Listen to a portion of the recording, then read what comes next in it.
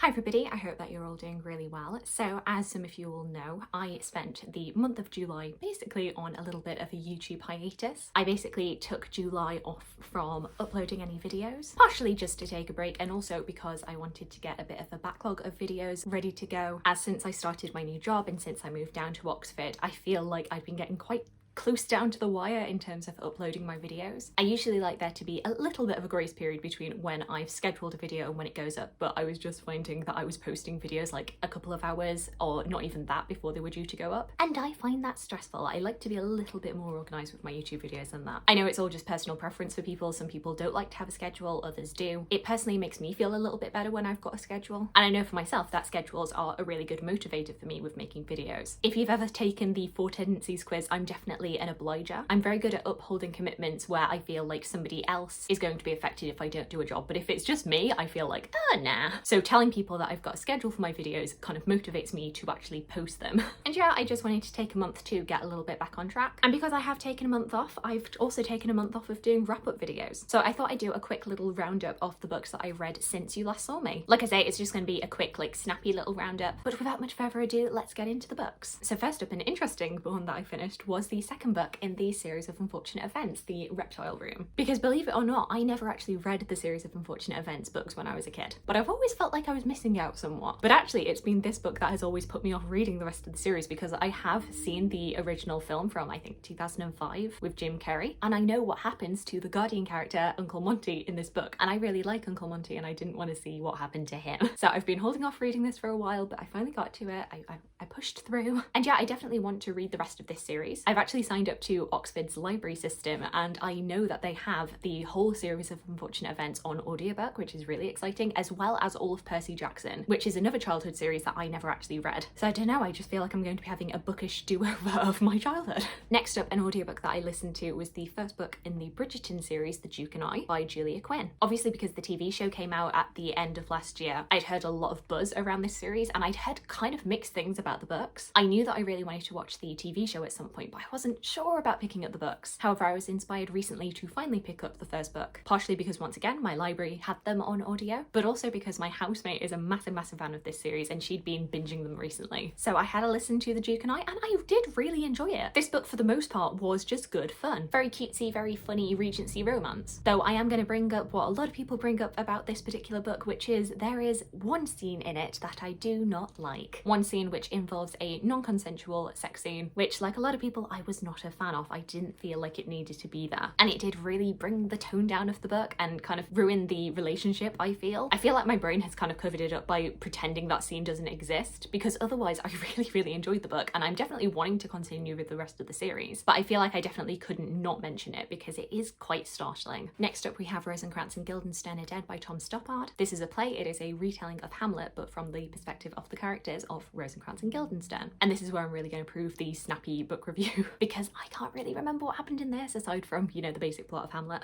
I think what was kind of lacking for me here is that I've not read Hamlet for quite a while. And I think what I'm going to have to eventually do is read Hamlet again and then go back to this because currently I don't have a lot to say about it. So apologies for that. Next up we have Dear Mr. Murray, Letters to a Gentleman Publisher. And look at that, isn't that gorgeous? A collection of letters that were sent to the 7 generations of John Murrays who owned John Murray Publishers, starting from 1768 when it was first opened right through to not quite present day, but when John Murray's was eventually sold off. And you've got letters in here from Charles Dickens, from Jane Austen, Lord Byron, David Livingstone, and so many other famous authors. I don't know how much I would say that this was an entertaining read, but it was definitely quite an interesting one, just to see all the different ways that authors like to pester their publisher. Next up, of course, July is famous as Jane Austen July on YouTube, and so because I had read all of Jane Austen's 6 main novels in June in preparation, I decided that I wanted to read something that was not one of her 6 novels, and so I read this, finally. This is a Penguin English Library collection which includes Sanditon, Lady Susan, and the Watsons. Sanditon being Jane Austen's unfinished novel that she was writing just before her death, which is heartbreaking for many reasons, not least for me because her main character was called Charlotte, and so I was deprived of a main character called Charlotte in Jane Austen's oeuvre.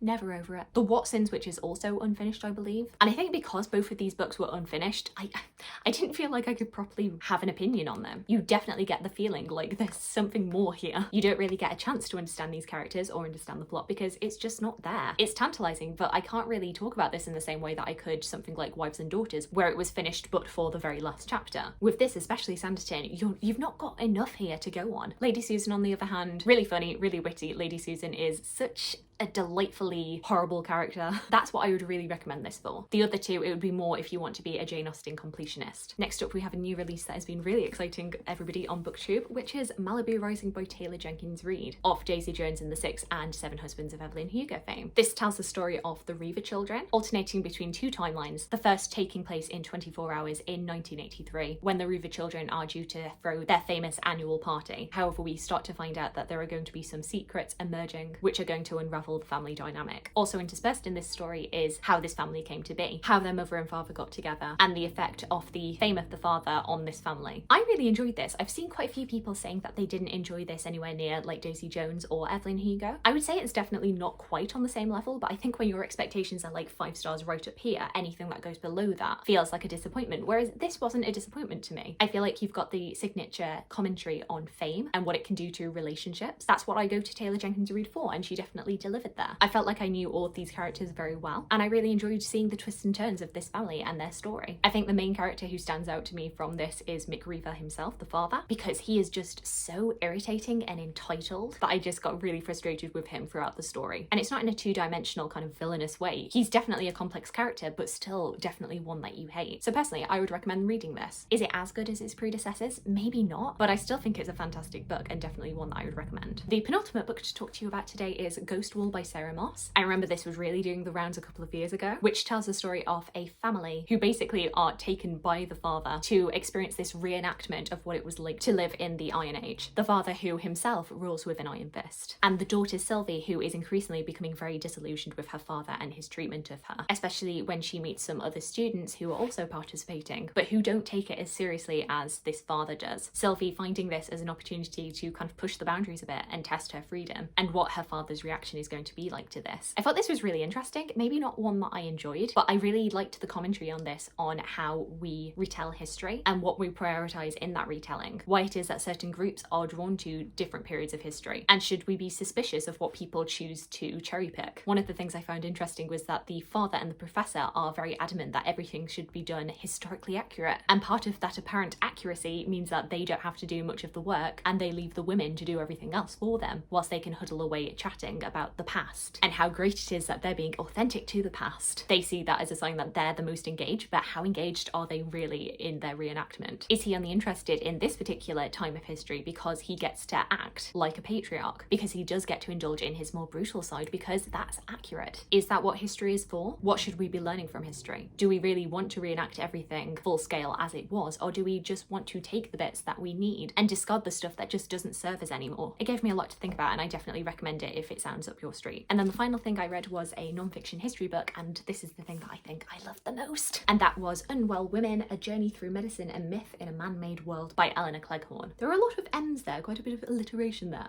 Medicine, myth in a man-made world. And as you can see by the amount of things that I dog-eared here, I really enjoyed this. I had a lot that I wanted to remember from this. This basically takes us through 2-3 millennia and how women's pain has been treated, and in a lot of ways how it has not been treated, how it has been disregarded, how women's pain has often not been taken seriously, and how women's bodies have in different ways been controlled and policed throughout history. And yeah, I just thought this was absolutely brilliant. What I really liked about this is that Elinor Cleghorn does try to be as inclusive as she can. Elinor notes from the beginning that there are definitely going to be discrepancies, that women are not universally treated, and that can often be down class lines, it can also be down racial lines. Whilst this book is mainly from a Western perspective, and particularly it is quite a European British perspective, where there is evidence for it, she also takes us to other countries, and often how racial prejudices meant that often black women especially were treated absolutely horrendously by medical professionals because black women's pain was not seen as valid, and that their pain threshold was lower, and that because of that it justified performing absolutely disgusting disgusting, despicable experiments on them. A lot of this can make for really uncomfortable, unpleasant reading, but I think is so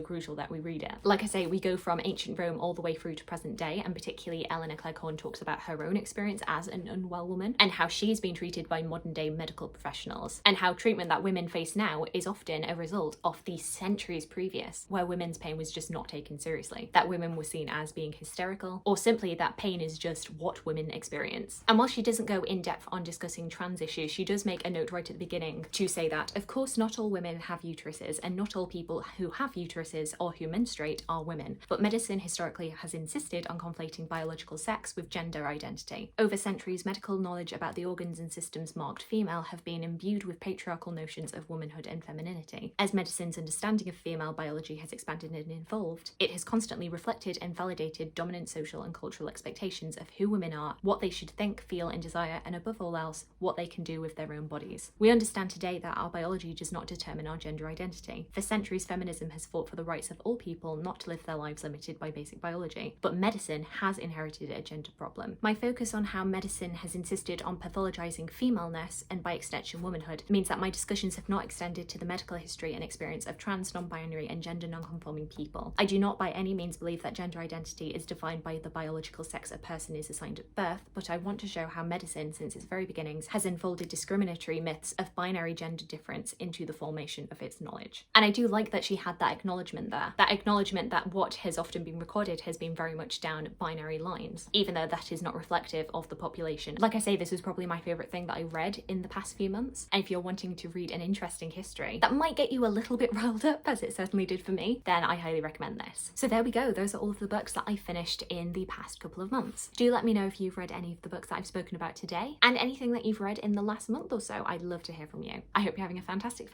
day, and I look forward to talking to you again soon. Thanks. Bye!